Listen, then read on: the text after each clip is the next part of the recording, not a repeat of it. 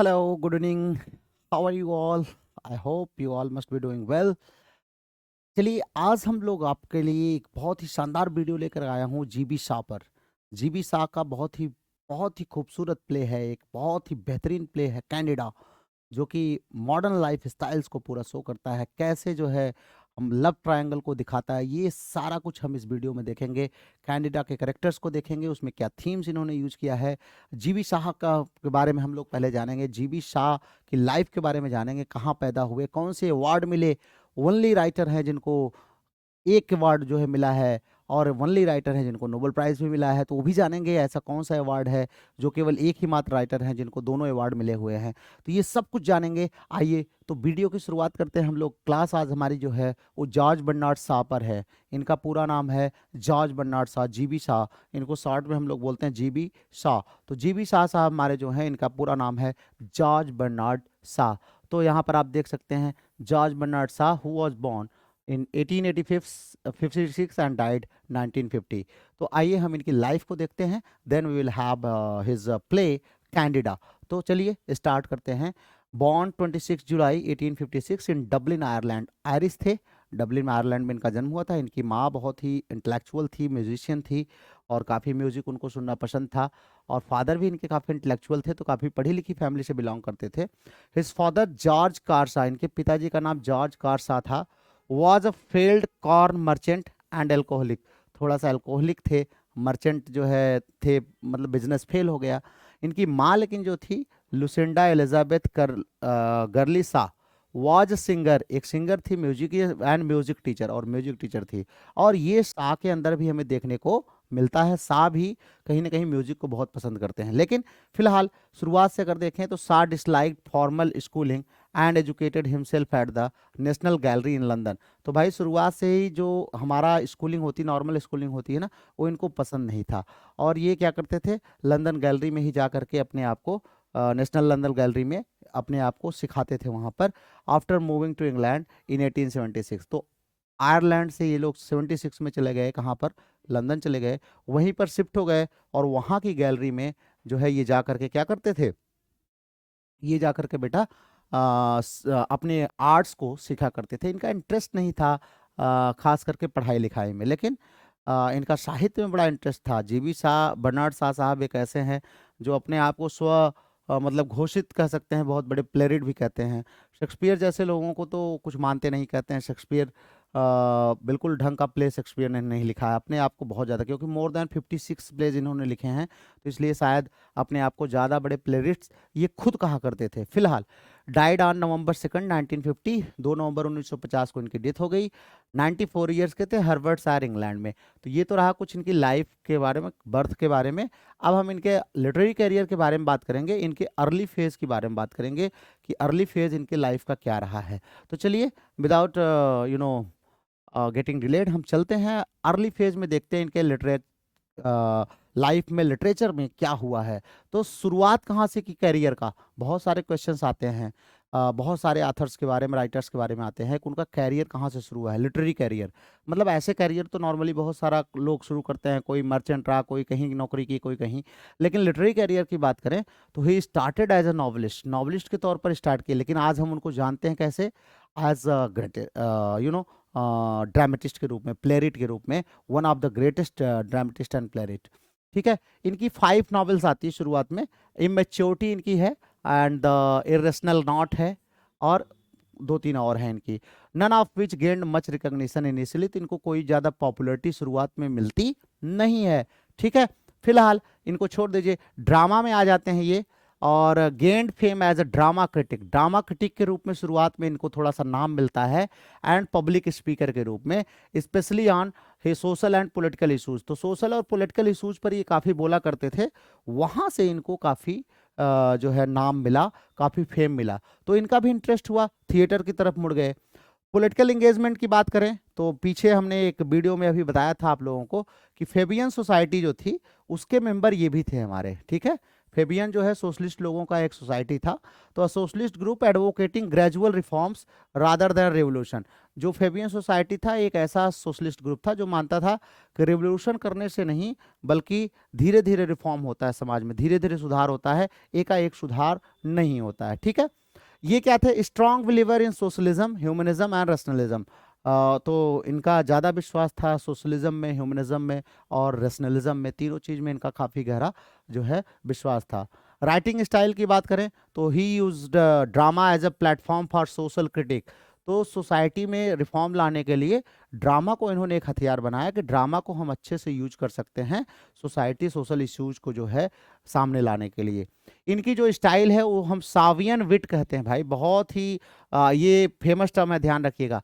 सावियन विट होता क्या है? एक्चुअली इनकी जो लैंग्वेज है ना वो बड़ी शार्प है, पैराडॉक्सिकल है और ह्यूमरस डायलॉग्स से बनी हुई है, तो इसीलिए इसको सावियन विट कहा जाता है। उसमें विट बहुत ज़बरदस्त देखने को मिलता है, तो इसीलिए इनकी लैंग्वेज को हम सावियन विट के नाम से जानते हैं। ये भी आप दिमाग में रखेंगे, ठीक है। चलिए, तो हम लोग आगे चलते हैं। आगे क्या है हमारे पास?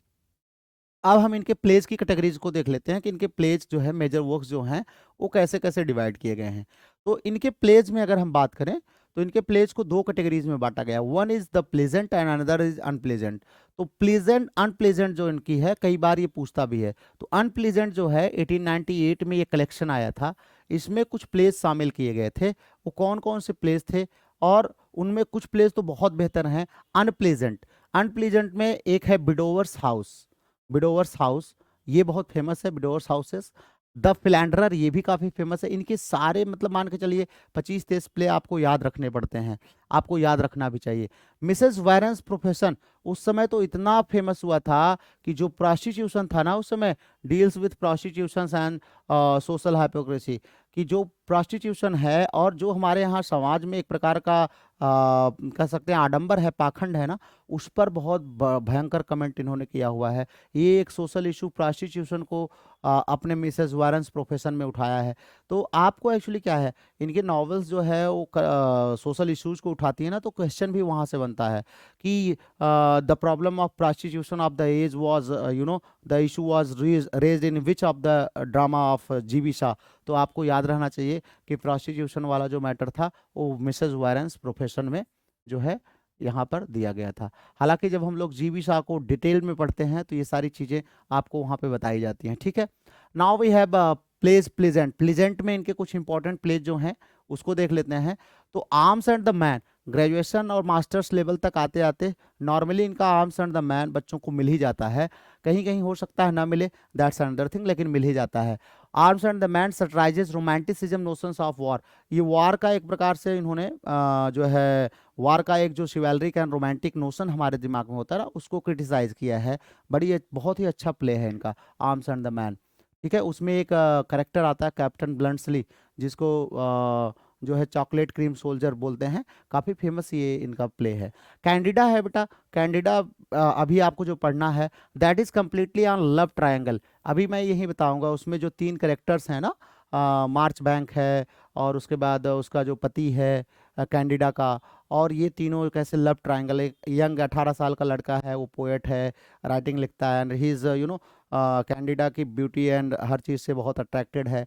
और फिर उधर मार्च जो क्या नाम है उसके हस्बैंड का, देखिए मैं भूल रहा हूँ, वो देखता है कैसे शुरुआत में डोमिनेंस की बात करते हैं। बहुत सारी चीज़ें आगे आपको मिलेंगी, ठीक है।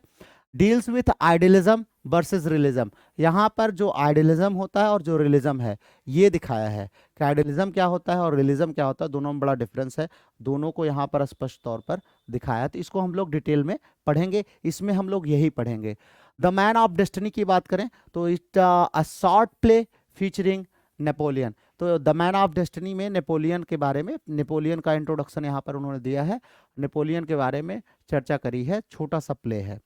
अब इनके हम बात करते हैं अदर फेमस प्लेज में। इनके कुछ और ऐसा नहीं है, ये प्लेजेंट अनप्लेजेंट तो शुरुआत के थे, बहुत सारे प्लेज लिखे हैं भाई। इनकी जोन ऑफ आर्क हो गई, पिग्मैलियन हो गया, बहुत सारे प्लेज हैं। कितने मैं बताऊं, आप देखेंगे उतने मुझे याद नहीं होंगे, लेकिन तब भी 20, 25, 30 तो याद ही हो जाते हैं आगे चल करके। मैन एंड सुपरमैन बहुत ही फेमस है, 1903 में आया था। इसी में डॉन जुआन इन हेल वाला जो सिक्वेंस है ना वो आया हुआ है। तो कई बार ये पूछता है डॉन जुआन इन हेल सीक्वेंस किस में आया हुआ है, तो that is man and superman and it was published in 1903। Major Barbara is another important play, इनका ये भी बहुत इंपॉर्टेंट है। इसमें क्या दिखाता है, इसमें कॉन्फ्लिक्ट दिखाता है रिलीजन और कैपिटलिज्म के बीच में जो कॉन्फ्लिक्ट चलता है ना, क्लैश चलता है, रिलीजन धर्म और पूंजीवाद के बीच में जो चलता है उसको दिखाता है। पिग्मैलियन जिसकी मैं बात कर रहा था 1913, ये क्या है, basis for my fair lady explores class and transformation. ये क्लास और ट्रांसफॉर्मेशन की बात करता है, कैसे एक लोअर क्लास से जा करके एक व्यक्ति जो है वो क्या होता है, बिल्कुल ट्रांसफॉर्म हो जाता है, उसकी बात करता है। हार्ट ब्रेक हाउस 1919 में आई थी। 1919 काफ़ी रिमार्केबल ईयर है हिस्ट्री में। ये critic of British society before world war first. तो वर्ल्ड वॉर फर्स्ट जो है के पहले जो ब्रिटिश सोसाइटी थी ना, उसको काफ़ी इन्होंने क्रिटिसाइज किया हुआ है। उसके बाद वी हैव सेंट जोन, जिसकी हम बात कर रहे थे, सेंट जोन की बात कर रहे थे। ये सेंट जोन जो है जोन ऑफ आर्क के बारे में है। जोन ऑफ आर्क जो है ये नोबेल प्राइज इनको दिलाती है, ध्यान रखिएगा, ये ध्यान रखिएगा। 1923 का नोबेल प्राइज इसी के लिए मिला था इनको। ये बहुत ही इंपॉर्टेंट है, ध्यान रखिएगा, क्योंकि ये एग्जाम में आपसे पूछता है किसके लिए इनको नोबेल प्राइज मिला था। उसके बाद वी हैव एप्पल कार्ट इनकी है। बैक टू मिथुसला, ये इनके लाइफ फोर्स थ्योरी को दिखाती है, लाइफ फोर्स थ्योरी इनकी है ना, वो भी हम देखेंगे, आगे पढ़ेंगे। और उसके बाद द डॉक्टर्स डिल्मा, ये सब कुछ इनके फेमस प्लेज हैं। तो यहाँ पर हम शॉर्ट में ही आपको लेकर के आए हैं, बहुत ज़्यादा आपके लिए लाए नहीं हैं, क्योंकि बहुत ज़्यादा हो जाता है। इनको एज अ राइटर जब हम नेट जेआरएफ टीजीटी पीजीटी में पढ़ेंगे ना, तो वहाँ पर हम इनको डिटेल में पढ़ेंगे। तो चलते हैं आगे, हम लोग चलते हैं, इनके अचीवमेंट्स एंड अवार्ड्स को देख लेते हैं। क्या अचीवमेंट्स है जिसके बारे में हम बात कर रहे थे अभी, क्या है, इनको सेंट जोन जो इनकी है ना, उसके लिए नोबेल प्राइज इनको मिला था 1925 में, ठीक है। सेंट जोन, ध्यान रखना, सेंट जोन, तो इसके लिए इनको नोबेल प्राइज मिला था। बहुत ही फेमस इनका प्ले है सेंट जोन, जो जोन ऑफ आर्क पर बेस्ड है। दिखाया है उसमें स्टोरी में कैसे जो है जो इनकी लड़ाई होती है और बर्न, सी वॉज बर्न, वहाँ पर पूरा आइडियलिज्म की बात इन्होंने किया है और ह्यूमनिज्म की बात किया है कि कैसे जो है उस समय खास करके हिस्टोरिकल एक प्रकार का हमारा ड्रामा है, ठीक है। और इनको ये एकमात्र ऐसे राइटर हैं जिनको ऑस्कर अवार्ड भी मिला भैया, तो ध्यान रखना, ओनली राइटर, हाँ, लिटरेट, जो इनको क्या मिला है, नोबेल के साथ साथ ऑस्कर, ऑस्कर भी मिला है। कोई इसके बाद न नोबेल और ऑस्कर दोनों पाया हो, ऐसा कोई राइटर अभी तक नहीं हुआ, ठीक है। तो ऑस्कर इनको मिला था किसके लिए, जो हमने पिग्मैलियन बताया था ना, यही पिग्मैलियन का स्क्रीन प्ले एडॉप्शन इन्होंने लिखा था, तो इसी एडॉप्टेशन के लिए इनको क्या मिला था, इनको नोबेल, सॉरी, ऑस्कर मिला था। और नोबेल इनको मिला था किसके लिए, जोन ऑफ आर्क के लिए। तो ये दोनों अवार्ड पाने वाले एकमात्र राइटर कौन है, हमारे जीबी शाह साहब। तो ये आप लोग याद रखिएगा, ठीक है। उसके बाद धीरे धीरे इनको जो है कुछ और भी ऑफिशियल ऑनर्स मिले हैं, जैसे नाइटहुड इनको मिला है। तो ये सब छोटे मोटे अवार्ड्स थे। हिस्टोरिकल एंड लिटरेरी सिग्निफिकेंस इनका क्या है, तो देखते हैं। Bridge figure between Victorian, Victorian में ड्रामा जो था ना, वैसे भी देखें ज़्यादातर ड्रामा बकवास थे, थोड़े बहुत हमारे टेनिसन साहब जो लिखते हैं वो मेलोड्रामा टाइप के हैं। तो विक्टोरियन जो मेलोड्रामा है उसको और मॉडर्न ड्रामा के बीच में एक गैप जो है ना, उसको भरने का काम करते हैं कौन, हमारे जीबी शाह। तो जीबी शाह के ड्रामा ज़्यादातर रियलिस्टिक और सोशल क्रिटिसिज्म पर बेस्ड होते हैं। Revived English drama through problem plays, हाँ ध्यान रखिएगा, हेनरी गिब्सन को बहुत फॉलो करते थे ना, इनके प्लेज प्रॉब्लम प्लेज कहलाते हैं। प्रॉब्लम मतलब social issues, problem of the society को ये ज़्यादा जो है डील करते हैं, इसलिए इनके प्लेज को हम प्रॉब्लम प्लेज के नाम से भी जानते हैं, ठीक है। चलिए बच्चों आगे चलते हैं हम लोग। नेक्स्ट व्हाट वी हैव, आगे देखते हैं। He challenge the traditional structure of play, इन्होंने जो ट्रेडिशनल स्ट्रक्चर था हमारा 5 एक्ट प्ले, उसको इन्होंने कहीं ना कहीं क्या किया, चैलेंज किया है। His prefaces were often longer and more provocative than the plays, इनके प्रीफेसेस ही बहुत लंबे लंबे हैं और प्ले से ज़्यादा प्रोवोकेटिव तो इनके प्रीफेसेस ही हैं। तो जो ट्रेडिशनल एक स्ट्रक्चर था ना कि प्रीफेस में थोड़ा सा बता करके आगे प्ले चलता था, ये पता चला प्रीफेस को ही बहुत सारा लंबा कर दिए और प्ले छोटा हो जाता था। इनका इन्फ्लुएंस किस पर पड़ा, तो बहुत बड़े हमारे जो है ड्रामेटिस्ट आपको आगे मिलेंगे, जिनका नाम है बर्टोल्ट ब्रेक्ट। ब्रेक्ट साहब के ऊपर बहुत ही इनका प्रभाव पड़ा है। सीन ओकेसी साहब के ऊपर भी बहुत इनका प्रभाव पड़ा, और कुछ भी और ड्रामेटिस्ट हैं जिनके ऊपर इनका ठीक ठाक प्रभाव पड़ा है। तो फिलहाल इनको हम यहाँ पर छोड़ते हैं, अब हम चलते हैं आगे। इनके शा के वर्क में कौन कौन से ऐसे की आइडियाज हैं जिस पर ये लिखते हैं। तो सबसे बड़ी बात है, इनके की आइडियाज क्या है? Social satire. भाई ये क्रिटिसिज्म करते हैं ना बहुत सारी चीजों का। किसका? कहते हैं क्लास डिवीजन। क्लास डिवीजन पर क्रिटिसिज्म करते हैं। हम लोग जैसे बटे हुए ना अलग अलग क्लासेस में, upper class, lower class, middle class, lower middle class, उस पर क्रिटिसिज्म करते हैं। वार पर इनकी आर्म्स एंड द मैन देखिए तो वार पर ही एक प्रकार से क्रिटिसिज्म है। मैरिज पर, मैरिज देखिए आप, मैरिज पर इनकी जो है मेजर बारबरा और कई सारे हैं जिस पर मैरिज को इन्होंने क्रिटिसाइज किया है। और कैपिटलिज्म, पूंजीवाद को भी इन्होंने। तो इनकी रचनाएं क्या है? सोशल सटायर हैं ना, सामाजिक जो हमारे इश्यूज होते हैं उनको सटायर करती हैं। इंटेलेक्चुअल कॉमेडी होती है, ठीक है, ध्यान रखिएगा। कॉमेडी तो होती है, कॉमेडी विथ मैसेज होती है, फिल्ड विथ पैराडॉक्सेस, ज्यादातर पैराडॉक्सेस का यूज करते हैं। और कॉमेडी में ऐसा नहीं केवल हंसा रहे हैं, कॉमेडी के साथ कुछ ना कुछ आपको मैसेज जरूर देते हैं। फेबियन सोशलिज्म मिलता है, फेबियन सोसाइटी से जुड़े थे, तो जो उनका सोशलिज्म है ना कि रेवोल्यूशन नहीं होना चाहिए, धीरे धीरे रिफॉर्म होना चाहिए, तो उसमें विश्वास रखते थे।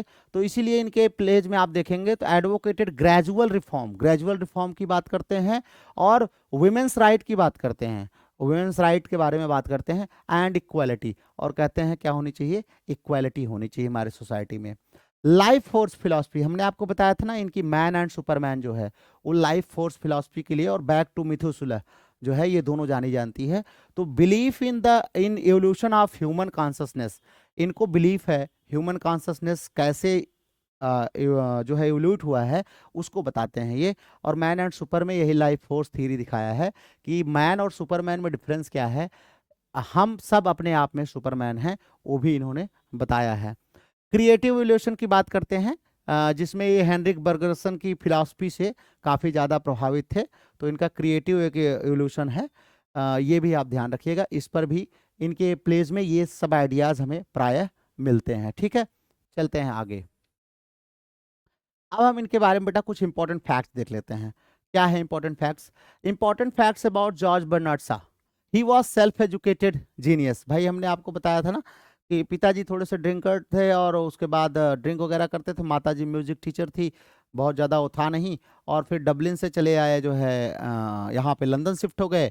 और लंदन शिफ्ट होने के बाद वही लंदन जो आर्ट गैलरी है वहाँ जा कर के सेल्फ एजुकेट किया अपने आप को। बहुत ज़्यादा स्कूलिंग इनकी हुई नहीं है, लेकिन यूनिवर्सिटी नहीं गए, नेवर अटेंडेड यूनिवर्सिटी, कभी यूनिवर्सिटी को अटेंड नहीं किया और इतने प्लेज लिख दिए। आज हम इनको पढ़ते हैं भाई इतना डिटेल में। एक बार इन्होंने कहा था, क्या पता है? My education was interrupted only by my schooling. मेरा एजुकेशन केवल मेरी स्कूलिंग से इंटरप्ट हो गया। मतलब अगर मैं स्कूल नहीं गया होता ना तो शायद मैं आगे पढ़ लेता, क्योंकि स्कूल में गए ना तो इनको अच्छा नहीं लगा वहाँ का सिस्टम पढ़ने पढ़ाने का, और इन्होंने आगे पढ़ाई ही नहीं किया। बोला मुझे ज्ञान ही लेना है तो मैं कहीं से ले लूंगा। ठीक है। वेजिटेरियन एंड हेल्थ एडवोकेट, ध्यान रखिएगा लाइफ टाइम वेजिटेरियन थे ये, लाइफ लॉन्ग वेजिटेरियन हमारे शाह साहब जो है। और टी टोटेलर थे भैया, मतलब लेने होने वाला काम इनका नहीं था। एंड एंटी वाइवी सेक्सनिस्ट थे, और कहते थे जानवरों को मारना नहीं चाहिए भाई, ये जो चीर फाड़ करते हो ना ये बहुत अच्छी चीज नहीं है। ही believed these practices supported a long and healthy life. इनका मानना था कि अगर ये सब आप फॉलो करेंगे तो आपकी लाइफ लॉन्ग होगी और हेल्दी होगी। और वो 94 साल जिए भी थे, तो हो सकता है बात इनकी कुछ ठीक ही हो। फिलहाल अपने अपने व्यूज़ हैं, लेकिन इनका व्यूज़ ये है, आपको इसलिए याद रखना है क्योंकि आपके सिलेबस में है, आपसे क्वेश्चन इनसे आएगा तो आपको करना पड़ेगा, इसलिए आपको याद रखना है। चाहे आप ये लीजिए या ना लीजिए, करिए या ना करिए, वेजिटेरियन रहिए ना रहिए, लेकिन ये याद रखिए कि शाह साहब हमारे लाइफ लॉन्ग वेजिटेरियन थे। ठीक है, गॉट इट। चलो प्रीफेसेस इनकी बात करते हैं, were as famous as the play. तो अभी हमने बात किया प्रीफेसेस इनके क्या होते थे, ज़्यादा लॉन्गर हो जाते थे, बहुत सारा मतलब उसमें चीज़ें ये देते थे, तो इनके प्रीफेसेस प्ले से कभी कभी लंबे हो जाते थे ना। तो ये ध्यान रखिएगा। नेक्स्ट हम बात करते हैं टर्म्स क्या इन्होंने क्वाइंट किया। ऐसे कोई खास थियरिस्ट वगैरह तो थे नहीं जिनके टर्म्स हम पढ़ेंगे, और बहुत इन्होंने फेमस टर्म्स कोई क्वाइंट किया है, लेकिन फिर भी इनका जो एक विट था खास करके कॉमेडी में जो है इन्होंने अपने जो यूज किया है वो हमें देखते हैं। वो क्या कहलाता है? सावियन विट उसको हम बोलते हैं, कि ये सावियन विट अपना यूज करते थे, कि एक अलग ही यूनिक स्टाइल था इनका बताने का। और known for life force, life force concept अभी हमने आपको बताया मैन एंड सुपरमैन में, और बैक टू मिथुसुला में जो है लाइफ फोर्स का कॉन्सेप्ट इनका देखने को मिलता है। और ये क्या लाइफ फोर्स से बताते हैं, ये कहते हैं कि creative evolution towards human perfection. कहते हैं ह्यूमन परफेक्शन जो है एक क्रिएटिव इवोल्यूशन है और धीरे धीरे हम परफेक्शन की तरफ जा सकते हैं। और एक इनके बारे में और है डिनाइड नाइटहुड। नाइटहुड इनको मिला हुआ था लेकिन इन्होंने मना कर दिया था। जॉर्ज फिफ्थ उस समय राजा थे, उन्होंने इनको नाइटहुड दिया, इन्होंने मना कर दिया। क्या बोले, I can not accept any honour which is conferred by a government that I am criticising. Actually ये जॉर्ज फिफ्थ को क्रिटिसाइज करते थे, तो इन्होंने जब नाइटहुड इनको दिया तो इन्होंने ये कह के मना कर दिया कि जिस गवर्नमेंट को मैं क्रिटिसाइज कर रहा हूँ उसके द्वारा दिया गया कोई भी सम्मान मैं एक्सेप्ट नहीं करूंगा। ये कह करके इन्होंने मना कर दिया था, नाइटहुड लिया नहीं था। Only person to win both a Nobel and Oscar. ये मैंने बताया है कि नोबल और ऑस्कर जीतने वाले एक ही ऐसे व्यक्ति हैं जिन्होंने नोबल प्राइज इन लिटरेचर जीता है और ऑस्कर भी जीता हुआ है। तो नोबल प्राइज हमने आपको बताया कि इनकी 1925 में जो सेंट जोन है उसके लिए मिलती है, और एन एकेडमी अवार्ड 1939 में फॉर द फिल्म एडाप्टेशन पिग्मैलियन के लिए इनको क्या मिलता है, ऑस्कर मिलता है। क्या मिलता है, ऑस्कर मिलता है, ये ध्यान रखिएगा। प्रोलिफिक लेटर राइटर, बहुत सारे लेटर्स भी लिखते थे भैया। ये देखो, wrote 10 of thousands of letter, by 10 of thousands of letter, पता नहीं कितने दसों हजार लेटर्स लिख दिए इन्होंने। Many of which are preserved and considered literary gems, बहुत सारे लेटर्स इनके रखे गए हैं। Founder of London School of Economics, ध्यान रखना बहुत ही फेमस स्कूल है ये, इसके one of the co founders थे ये, ध्यान रखिएगा। आज जो लंदन स्कूल ऑफ इकोनॉमिक्स से पढ़ लेता है ना, वो अपने आप को सबसे बड़ा इकोनॉमिक्स समझता है, तो ध्यान रखना उसके को फाउंडर में से एक हमारे शाह साहब भी थे। एक्चुअली ये फेबियन सोसाइटी का बहुत योगदान है ना, फेबियन सोसाइटी ने लंदन इकोनॉमिक्स स्कूल को जो है, स्कूल ऑफ इकोनॉमिक्स को ओपन करने में, रन करने में बहुत हेल्प करी थी। तो उसके मेंबर उस समय ये भी थे हमारे जीबी शाह साहब, तो ये उसके को फाउंडर हैं। शाह के रिलीजन की बात करें तो भाई ये खास करके रिलीजन के खिलाफ थे लेकिन एस्थेटिक नहीं थे, ऐसा नहीं, नास्तिक थे। ही saw religion as a social construct and believed in a spiritual force। ये मानते थे कि रिलीजन तो सोशल कंस्ट्रक्ट है, हम सब लोगों ने मिलकर बना लिया है, हाँ, लेकिन ये है कि there is a spiritual force, कोई स्पिरिचुअल फोर्स है जो क्या करती है, हमें कमांड करती है। तो ठीक है, अच्छा ही है, कोई दिक्कत नहीं है। लाइफ फोर्स आइडिया इनका उसी से मिला हुआ है। हाँ, ये चीजें तो अच्छी ही हैं फिलहाल। ही रीरोट द एंडिंग ऑफ पिग्मैलियन, हाँ ये ध्यान रखिएगा, बाद में इन्होंने पिग्मैलियन की एंडिंग जो है फिर से लिखी थी। ये कई बार एग्जाम में क्वेश्चन आया हुआ है, क्यों लिखी थी इन्होंने, क्या किया था, कहा था कि जो एलिजा उसमें थी ना, कहता my fair lady and insisted Eliza should not marry Higgins. My fair lady इन्होंने जब लिखी ना, तो इन्होंने क्या किया, इनकी पिग्मैलियन को, माई फेयर लेडी जो इनका स्क्रीन प्ले था ना, उसको लिखा इन्होंने। तो एलिजा बोला था कि एलिजा को मैरी नहीं करना चाहिए था हिगिंस से, इसकी स्टोरी है कि हिगिंस से उसको शादी नहीं करना चाहिए था, तो इन्होंने इसकी एंडिंग फिर से लिखी थी। ठीक है, चलिए अब आइए शाह ऑन अदर राइटर्स, थोड़ा सा देखते हैं। शाह साहब बहुत एक्चुअली क्रिटिकल भी रहा करते थे, बहुत सारे राइटर्स के बारे में इनके कमेंट्स बहुत सारे फेमस भी हैं, तो इनको हम लोग देख लेते हैं बच्चों, क्या इनका कमेंट है। चलिए, इनका कमेंट क्या है बेटा, तो इनका कमेंट है शेक्सपियर पर। अब देखिए भाई, शेक्सपियर पर कहने से पहले तो हर कोई डरता है, लेकिन इन्होंने क्या कहा है, आइए देख लेते हैं क्या कहा इन्होंने। ये महाराज कह रहे हैं Shakespeare is a very great poet and a very bad dramatist. तो देख लीजिए भैया, ड्रामेटिस्ट, द ग्रेटेस्ट ड्रामेटिस्ट हम आज तक उनको कहते आए हैं, और हमारे साथ साहब कह रहे हैं कि बहुत अच्छे पोएट हैं लेकिन बहुत ही खराब ड्रामेटिस्ट हैं। भाई क्या बात है, शाह जो है शेक्सपियर को एडमायर कर रहे हैं कि इनके अंदर पोएटिक स्किल है, लेकिन ड्रामा का जो डेप्थ होना चाहिए वो नहीं है। एक्चुअली ये अपने आप को ही बहुत बड़ा ड्रामेटिस्ट समझते थे ना, तो हो जाता है, आदमी को भ्रम है, कोई दिक्कत नहीं है, लेकिन हमें पढ़ना है, ये ध्यान रखना। डिकिंस को इन्होंने क्या कहा, चार्ल्स डिकिंस, आपको नॉवलिस्ट मिलेंगे पीछे, आप देखते हैं डिकिंस को क्या कहा इन्होंने, ही वॉज अ सेंटिमेंटलिस्ट, कहते हैं वो सेंटिमेंटलिस्ट था, एंड वल्गर वन, और बड़ा गंदा वाला सेंटिमेंटलिस्ट था। तो ये भी देख लीजिए क्या मतलब कमेंट है। कहते हैं डिकिंस जो है ना, वो इमोशंस को बहुत ज़्यादा एग्जैगरेट कर देता है, इतना ज़्यादा सेंटिमेंटलिस्ट भी हमें सोसाइटी में चाहिए नहीं। तो कहता है वल्गर वाला है बिल्कुल ये सेंटिमेंटलिस्ट, तो ये ध्यान रखिएगा, इनका डिकिंस पर कमेंट है। Next we have his comment on, आइए हम इनका कमेंट देख लेते हैं किस पर है। तो ये इनका कमेंट है बेटा हमारा, जो है हेनरी किप्सन पर इनका कमेंट है कि हेनरी किप्सन के बारे में क्या है। एक्चुअली इनकी जो ड्रामा ऑफ आइडियाज है ना, वो यहाँ से फॉलो किया था इन्होंने। तो आइए देखिए इनके बारे में क्या कहते हैं। Ibsen is a thinker who could make people think. कह रहे हैं इब्सन तो एक थिंकर है जो लोगों को सोचने पर मजबूर करता है। He set the stage for modern drama, और उन्होंने मॉडर्न ड्रामा के लिए स्टेज सेट किया है। तो चलो कम से कम इनका प्रभाव तो माना है इन्होंने ना।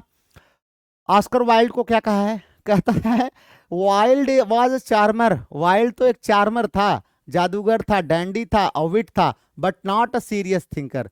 कोई सीरियस थिंकर नहीं था। ऑन लियो टॉलस्टॉय को क्या कहते हैं, he is the greatest novelist of all time, perhaps the only true great one. भैया अंडरलाइन कर लो, शायद ये सबसे ज्यादा तारीफ पाने वाले यही हमारे हैं। कौन, टॉलस्टॉय। कहते हैं he is the greatest novelist of all time.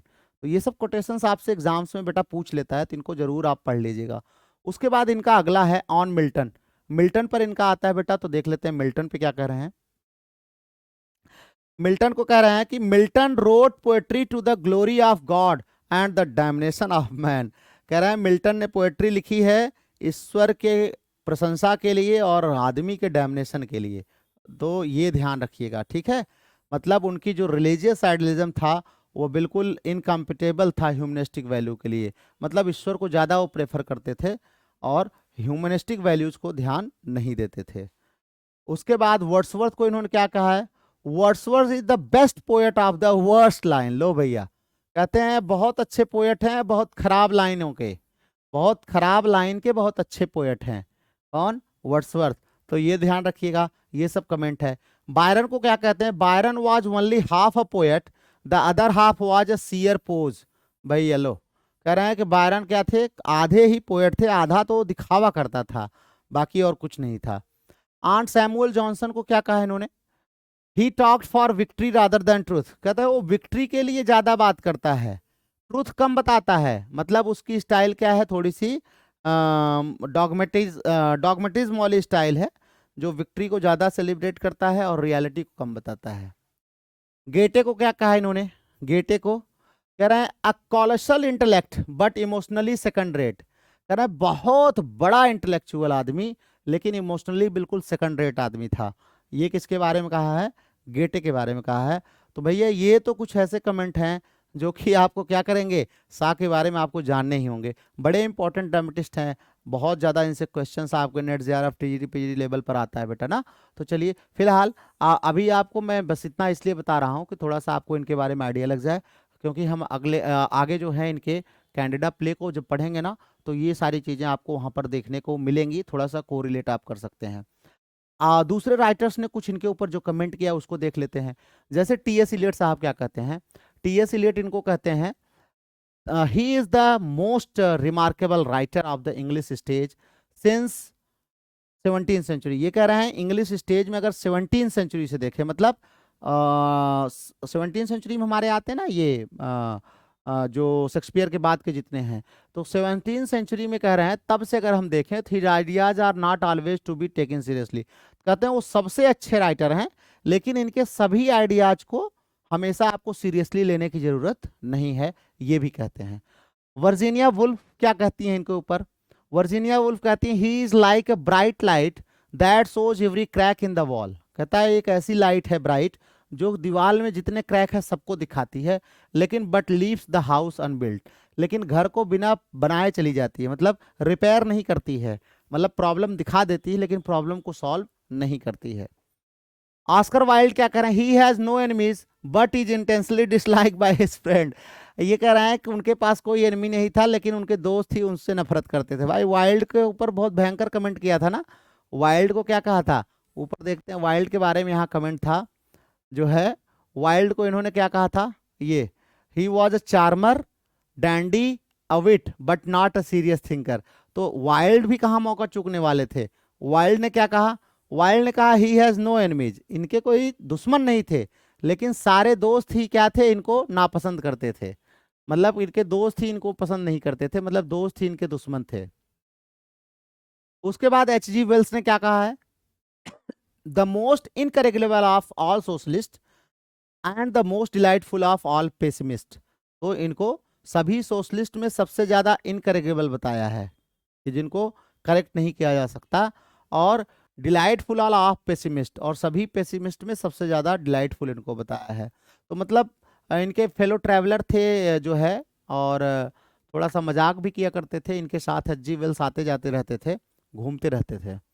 Winston Churchill जो थे, इन्होंने एक बार कहा था कि an able and brilliant man who thinks more of the world's future than its present, कि एक बड़ा ही ब्रिलियंट आदमी है और बहुत ही अच्छा आदमी है, एबल आदमी है, लेकिन वो फ्यूचर के बारे में ज़्यादा सोचता है, प्रेजेंट के बारे में नहीं।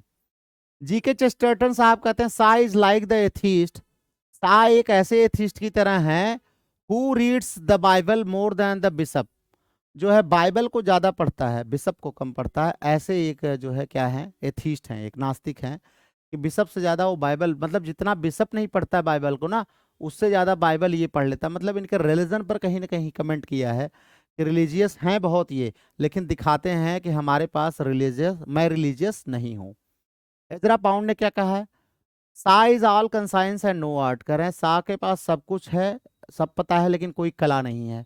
मतलब उनके अंदर जो है पोएट्री लिखने की और प्ले को लिखने की कला उनके अंदर नहीं है। बर्ट्रैंड रसल साहब, ये भी बहुत बड़े फिलोसफर थे, ये क्या कहते हैं, आई डिसएग्री विद सा ऑन ऑलमोस्ट एवरी इशू, कह रहे हैं सा के साथ मैं हर एक इशू पर डिसएग्री करता हूं, but I can not help admiring the fire with which he is wrong, लेकिन वो गलत होकर भी उसके अंदर जो आग है ना, उस आग को मैं क्या कर सकता हूँ, उसको मैं कभी डिनाई नहीं कर सकता, वो मुझे बहुत अच्छा लगता है, वो फायर जो उसके अंदर है ना, जो एनर्जी है, वो मुझे बहुत अट्रैक्ट करती है। जेम्स जॉयस ने कहा he is the Napoleon of English literature, तो ध्यान रखना इंग्लिश लेटर का नेपोलियन कहा है marching through the minds of man, तो ये बहुत बड़ा कमेंट है, ध्यान रखिएगा। Then we have T Lawrence साहब क्या कहते हैं, ये कहते हैं कि a man of granite intellect and diamond cut speech, तो बड़ी तारीफ करी है इन्होंने भैया, ये भी याद कर लेना ना। चलो अब हम यहाँ पर आते हैं, ये तो मान लीजिए कुछ वर्ड्स दिया हुआ, आप देख लीजिएगा इनके जो फेमस वर्ड्स हैं, जैसे टी टोटेलर थे ये, तो मतलब जो अल्कोहल नहीं पीते थे, एंटी वाइफ सेक्सनिस्ट थे, तो मतलब जो सर्जरी और एक्सपेरिमेंट जानवरों पर होते हैं ना, उसका विरोध किया करते थे, लाइव एनिमल्स पर। तो Fabian Society British socialist organisation थी। तो ये यहाँ पर कुछ टर्म्स दिए हुए हैं जिसको आप, इनसे रिलेटेड हैं, इसको आप पढ़ लेंगे एक बार जूम करके ना, अच्छे से देख करके, थोड़ा सा पॉज करके वीडियो को पढ़ लीजिएगा ना। ठीक है बच्चों, आगे चलते हैं। अब हमारी इनकी आ जाएगी कैंडिडा। ठीक है, तो अभी हम क्या करेंगे, कैंडिडा को हम लोग बाद में शुरू करेंगे, अगला वीडियो में डालूंगा आपके लिए कैंडिडा। तब तक आप क्या करेंगे, इसको पूरा रिवाइज कर लेंगे, रिवाइज करके आप वहाँ पर वीडियो में अपलोड आपके पास हो जाएगा, तो रिवाइज करके आप कमेंट्स वहाँ पर डालिएगा, कितना आपको समझ में आया, क्या समझ में आया, वहाँ पर अपडेट करिएगा और बताइएगा। और जितना जल्दी हो जाएगा मैं कैंडिडा का भी वीडियो आपके सामने लेकर के आऊँगा। तो तब तक क्या आपको करना है, आप इसको पढ़ते रहिए, रिवाइज करते रहिए और अपने दोस्तों को सबको शेयर करते रहिए। ठीक है, चलिए फिर मिलते हैं अगले वीडियो में, तब तक आप अपना बहुत ख्याल रखिए, सबको बहुत बहुत गुड नाइट। चलिए।